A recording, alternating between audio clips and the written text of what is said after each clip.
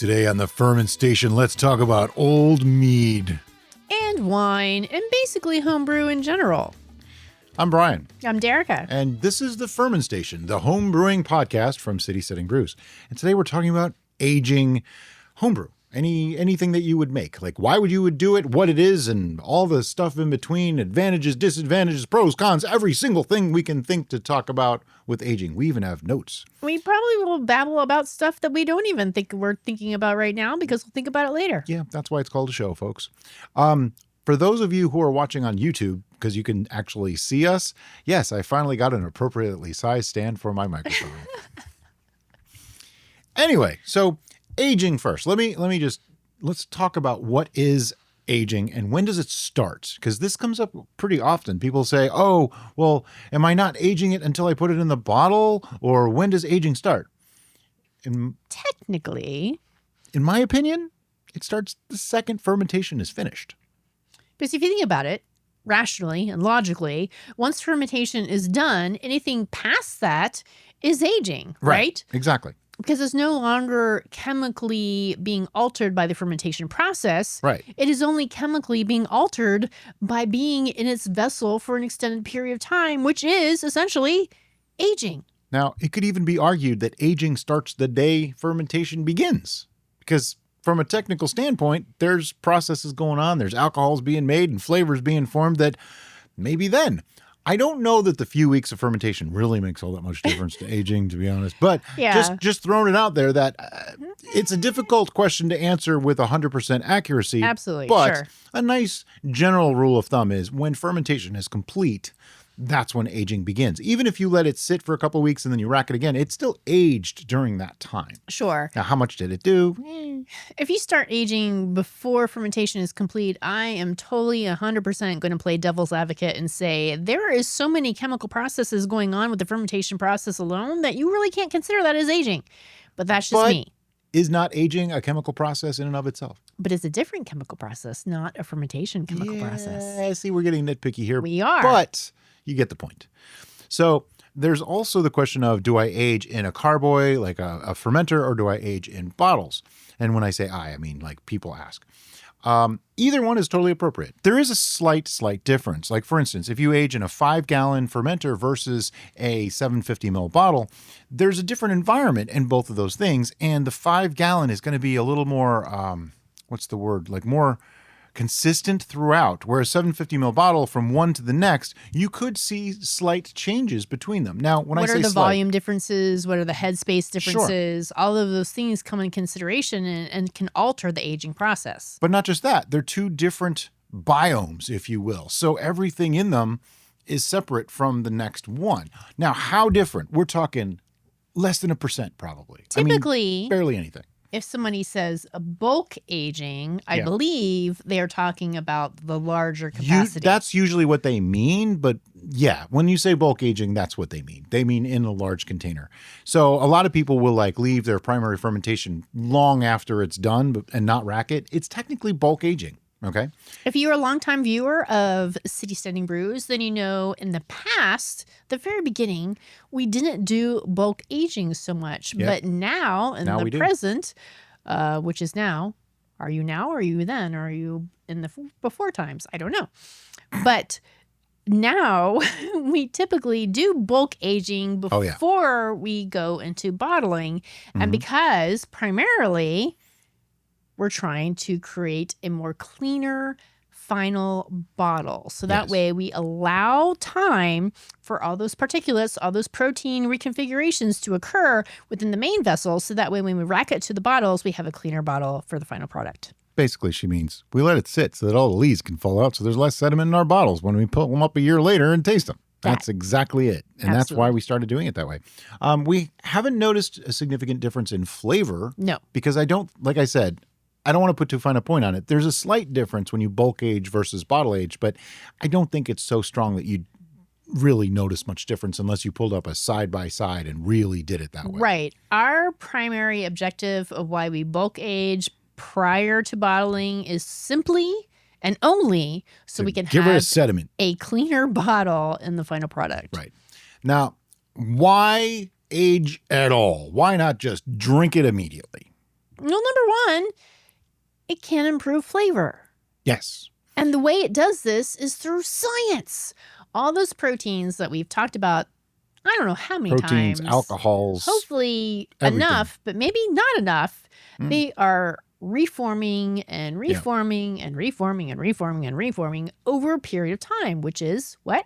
Aging. That's right. Yeah. And so the longer we give them that time span to reform their proteins, the more they're going to improve the flavor. And those sharp notes that might be a little abrasive are going to dull down a little bit. And those subtle notes that you may have missed in the past might be slightly elevated so that you can notice them. Now, this goes kind of hand in hand with improving flavor, but it reduces off flavors. Now, let me explain what I mean by off flavors. I don't just mean like the sulfur smells or things like that. I mean like fusel, like hot rocket fuel. This is the number one thing that we hear from people all the time. My mead or my wine tastes like rocket fuel. It should not. First, I want to know why you know what rocket fuel tastes like. Second, if it does, it's probably because, and I hate to say this, instead of following a recipe that went to say 12 or 13%, you said, I want more alcohol. So you added more sugar or more honey or whatever to ferment it higher. And what you are extracting from that flavor profile and saying that's rocket fuel is not actually rocket fuel, but off flavors. Right. You have stressed your yeast because you pushed them beyond the parameters that they're comfortable with, and they've created some funk that you don't really like. And there's a lot more ethanol, and ethanol does add a flavor to it. So it's going to make it harder to drink. It's going to be a harsher flavor.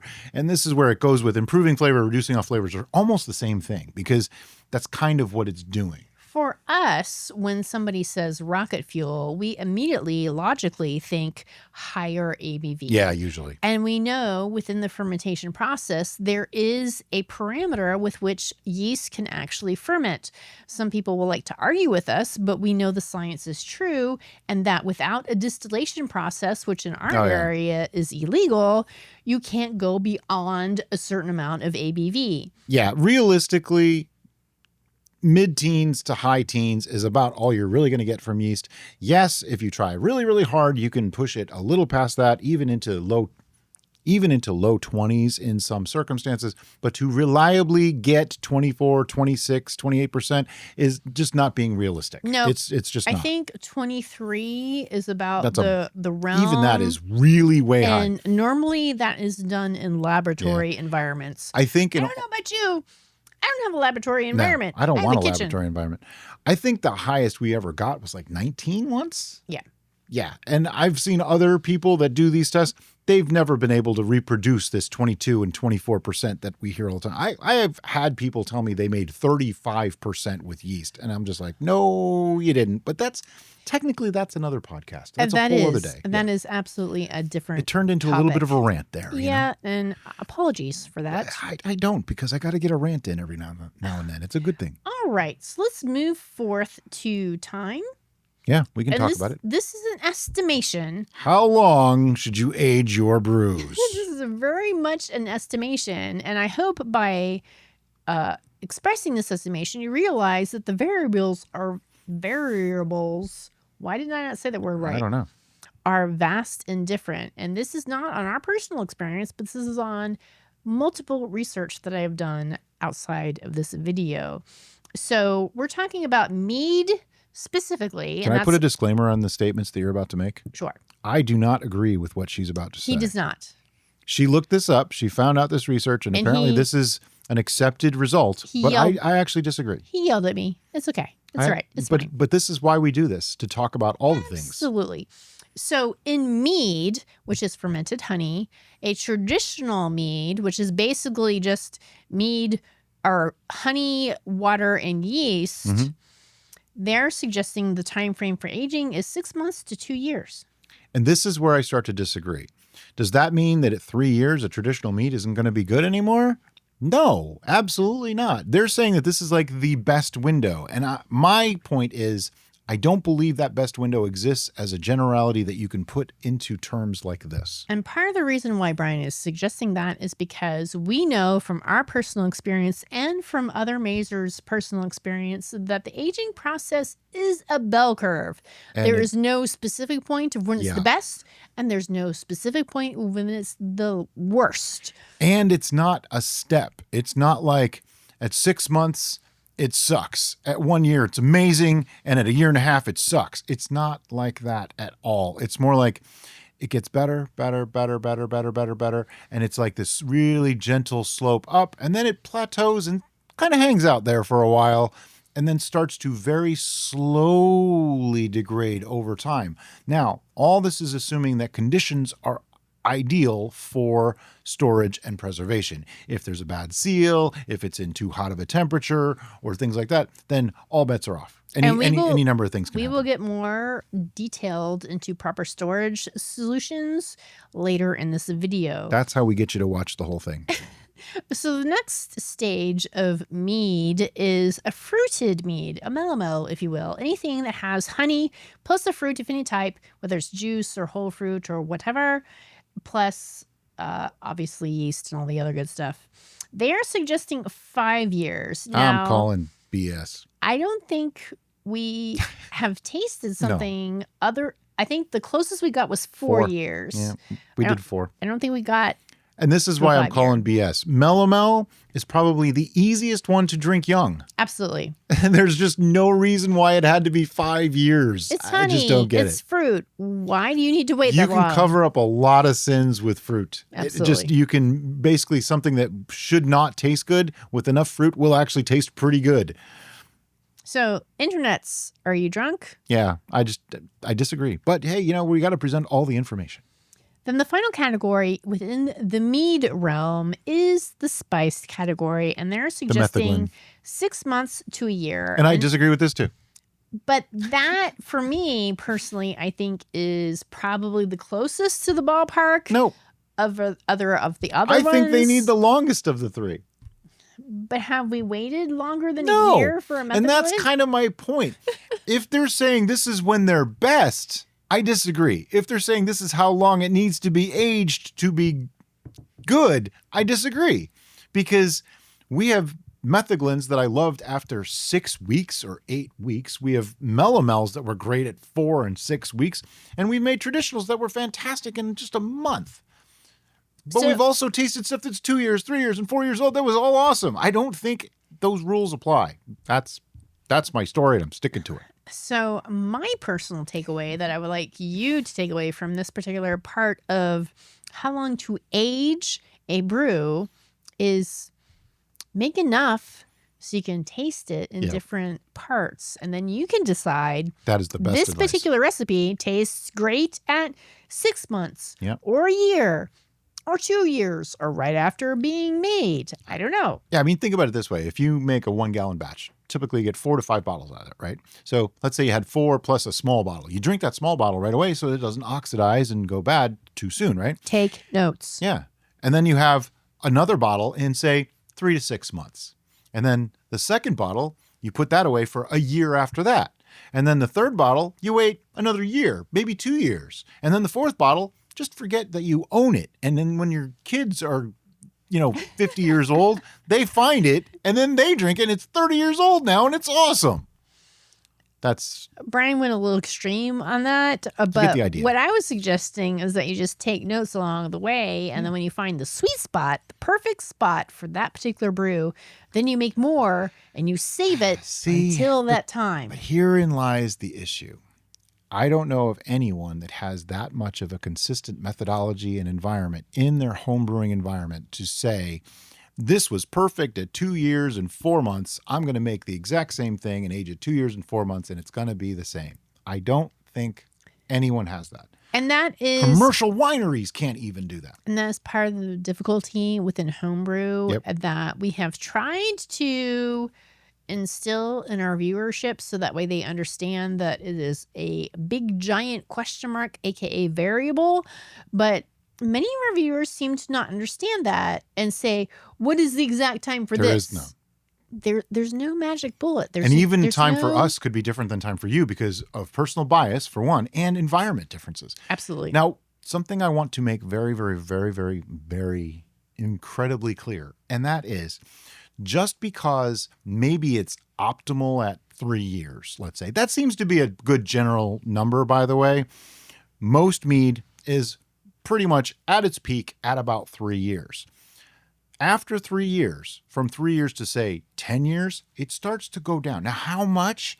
It might be just a few percentage points different. Like it's not going to take an 11 and make it a 4 from 3 years to 4 years. That's just not going to happen. It doesn't work like that. It's more like that 11 might be a 10.8 after another year. They're so close that I don't think you could really tell it over time. What's usually the reasoning for things going bad per se is spoilage. 9 times out of 10, it's spoilage. If you get a leak or a seal break or something like that and oxygen gets in, it'll oxidize that. And that's what's going to make something go bad or not taste as good most of the time. So if you have a really good bottle and a really good seal, years are going to be a very real thing to be able to age your mead. And I'm starting to get awkward speech happening here. That's all right. We've talked multiple times during this podcast about variables. And one of the variables that we have to take into consideration is ABV, or alcohol percentage per volume. So if you have a low ABV, say you're under 10% ABV? Under like 6, really. Sure. Like beers and ciders. You want to drink those sooner, not only because they are going to retain their flavor, but also because they don't have enough alcohol in them to preserve for long-term storage. Right. So drinking them sooner rather than later is going to benefit both you and the brew in long term. Now, I want to say something about that too. The more alcohol, the longer it can preserve, all other things being perfectly equal. Now, that does not mean that there's a magic number even here. And I hate to be saying that, but everything is a maybe and depends and in certain circumstances. We've said it time and time again. We are not the Sith. We don't deal in absolutes. Somebody actually said, so by saying that you don't deal in absolutes is making an absolute statement. So doesn't that? And I was like, I wanted to give the eye roll emoji. Seriously? So just because it's a lower ABV doesn't mean you have to drink it sooner, and it doesn't mean that it won't spoil if it sits longer. But the higher the alcohol goes, the more likely it can preserve longer, and the more, because of that, it can benefit from aging. So everything is, again, it depends. So we've had ciders and beers that were a couple years old that we found because we forgot we had them, and they were great. Yeah. So I actually have quite a few in the bomb shelter still that we haven't even put in the refrigerator. Right. And I'm not concerned because I know they're going to be fine. Yeah. As long as the bottling procedures are good, your sanitization practices were good, you should be fine. The real issue with the lower ABV stuff is this. We've said it a bunch of times that acetobacters can't really function past, say, 10%. They start to have trouble. A lot of beers and ciders are in that 4 and 5% range. If acetobacter got activated because some oxygen got in there, or it was not sealed properly or not sanitized well, it could actually turn to vinegar right there in the bottle. But as soon as you pop that open and take a drink, you'll know. Take a smell, you'll know. So we hear from people all the time that say, oh, I made this 15% mead and it turned to vinegar. Well, I don't think so. No, it didn't. It might be sour. Or just really dry, and you're used to that sensation. Yeah. Usually it's just really dry. But sometimes, I mean, you could have had a Brettanomyces infection, and that could make it a little sour. Sure. It gives the impression of vinegar, though it's not actually vinegar. But anyway. So this leads us to storage. And what is proper storage for aging? We've said it time and time again, but I think it's worth repeating. Now, we have written here a cool, dark place. For fermentation, you do not need it to be cool, and you do not need it to be dark. For storage, I think cool is better. Dark, as in out of direct sunlight is best. Like you don't want it sitting in the sun. Right. Our 1 year reserve goes into just a generic kitchen cabinet.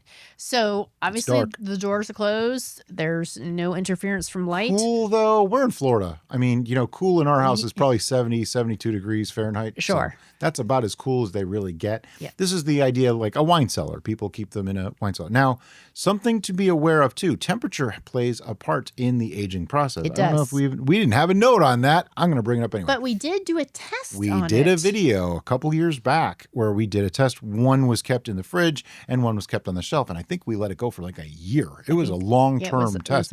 And there was a significant difference.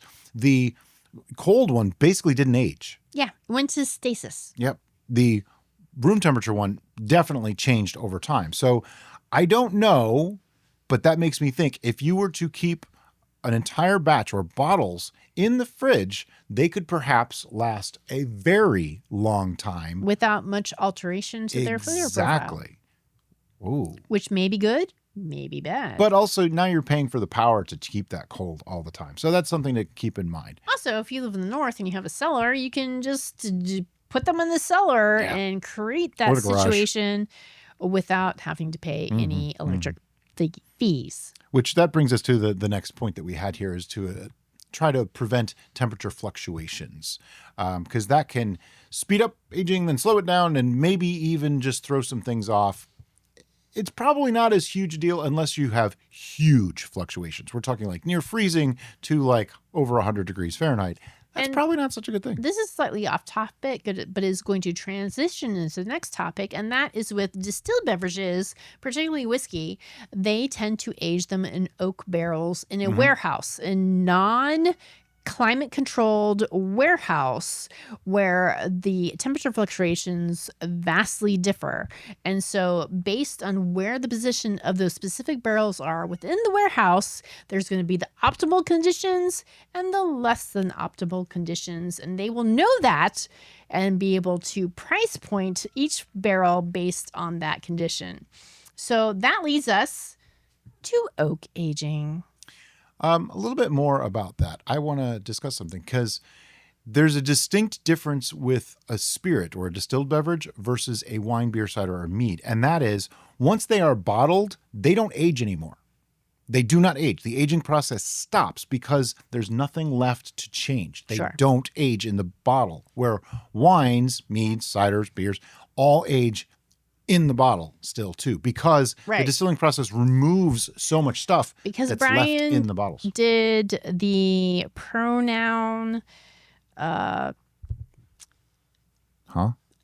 he said they without saying what they was, and my family is terrible at doing that, and so I'm very sensitive to that. So for those of you who are listening, they in this particular instance is distilled spirits, not fermented spirits. So distilled spirits, once they are distilled, don't particularly age unless they have another thing added to them, such as let me clarify what she's saying.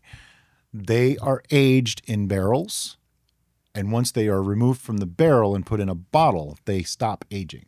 That's what I was trying to say.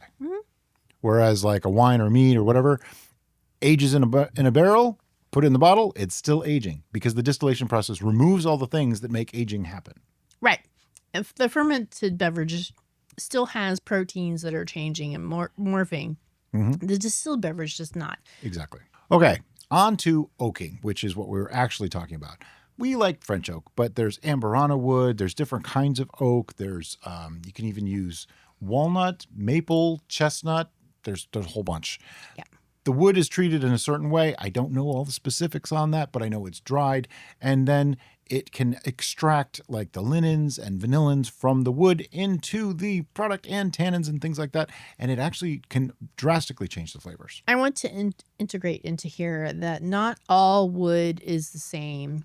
And the first time we tried wood aging, we used just a generic wood spiral. Oak spirals we got off Amazon. And it was a lackluster situation. We were just like, we were underwhelmed. What? Yeah.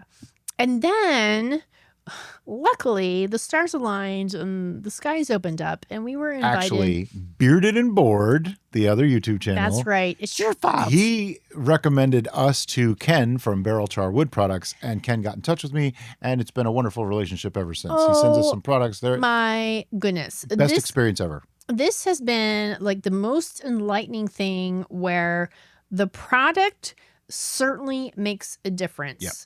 And I am a very frugal person where I like to retain as much of my own money as I possibly can. And I am very specific about, does putting more money into this product or this element really change the final product or not? It does. For the wood, oh my goodness, 110% it does. The difference between what we got from the Barrel Char products versus the generic Amazon products, and I'm sorry, Amazon, I love you and adore you, and you help me out as an influencer a lot, but it was huge. And we do not get paid for promoting Barrel Char products. We just believe in them that much. That's why we promote them, because their wood products for aging a brew is so superior to anything else we've tried that we can't help but promote that. Now, I want to say something here too. I said earlier that I don't know how the wood is treated. And the reason I don't know, because normally I would want to find out. The reason I don't know is because Ken's products are just so good that I don't care. Yeah. I've not bothered because I don't think I could do what he does. Right. So I haven't gotten into it. But I do want to talk about the different wood products that people use. There's chips, there's little chunks, then there's larger chunks, there's spirals, there's barrels, and there's even the ones that are a metal barrel with a wood face.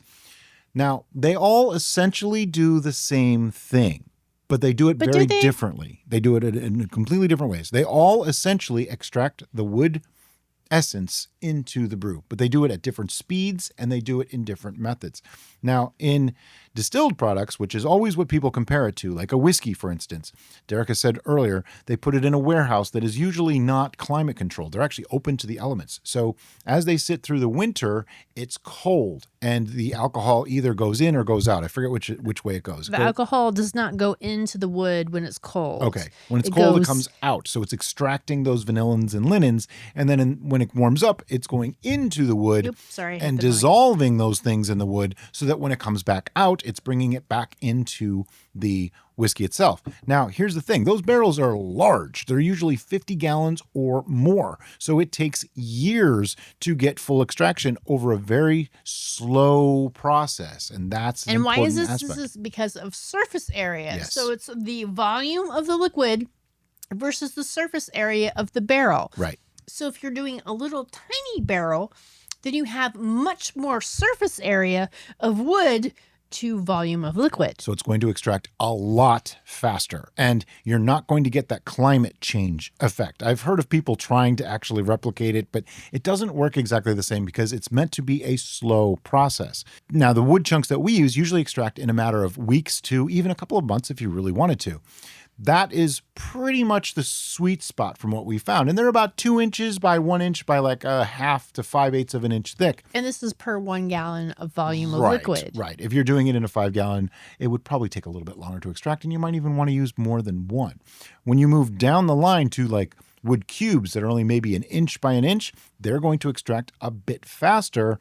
And that starts to concern me because the difference from 2 weeks to 3 weeks might be good to not so good or tastes like chewing on a popsicle stick. There's also other variables that you have to take in consideration when dealing with wood, and that's the char level, the surface area, the type of wood, the volume of your liquid. There's so many things to take into consideration, and this is why we really trust and really appreciate Barrel Char products because they have Starting to sound like an ad.